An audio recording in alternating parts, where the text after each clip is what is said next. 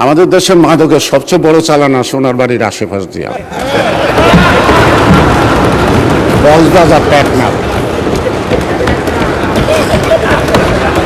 আগে শুনতাম বধূ, এখন তো বধূ নাই, বধূ তো বধ হয়ে গেছে গা। এখনকার ওইখানকার দায়িত্বটা কে নিছে? বাড়ির আশেপাশের লোক। স্বরাষ্ট্রমন্ত্রী তো চেনার কথা। এতদিন ওই দিক দিয়ে মাদক আসা বন্ধ হতে উচিত ছিল।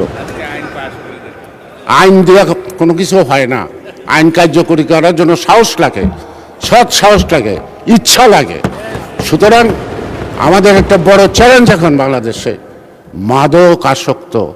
এই আমার এলাকায় মানে ঢাকা ৩ একটা হসপিটালে সাইনবোর্ড লেখা আছে। আমাদের মাননীয় সাবেক মন্ত্রী মোশাররফ ভাই তার নাম লেখা আছে, এখানে উদ্বোধন করছেন এবং আমানুল্লাহ সাহেব উপস্থিত ছিলেন। একটা স্টোন আছে, 10 শয্যা বিশিষ্ট একটা হসপিটাল, পুরা মাদকে আক্রান্ত। মানে রুগীও নাই, ডাক্তারও নাই, দারোয়ানও নাই, মাঝে মাঝে খুন হয়। একটা নির্বাচনী এলাকার মধ্যে 10 শয্যা বিশিষ্ট একটা হসপিটাল আছে। কি গর্ব আমাদের, কি অহংকার! আমরা কত আগাচ্ছি, কত কিছু করে ফেলেছি দেশের জন্য।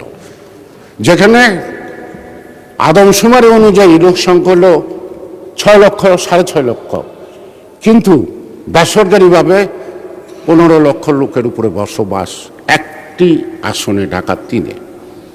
সেখানে একটা হসপিটাল আছে, তার মধ্যে মাদক আসক্ত। তা মাননীয় স্পিকার, আমার মনে আমার সব কথার মধ্যে সব দাবি হয়ে গেছে।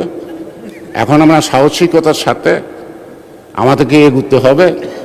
দেশ স্বাধীন করতে যখন বিরোধিতার মধ্যে পড়ছিলাম, আপনিও পড়ছিলেন, সকল বিরোধিতাকে কাটিয়ে যখন দেশটা স্বাধীন করতে পারছি, আজকে বহুদিন পরে এই অর্জিত গণতান্ত্রিক সরকার এবং গণতান্ত্রিক এই পার্লামেন্ট আমার মনে হয় সকল বাধা বিপত্তিকে অতিক্রম করে, মোকাবেলা করে আমরা আমাদের লক্ষ্যে পৌঁছতে সক্ষম।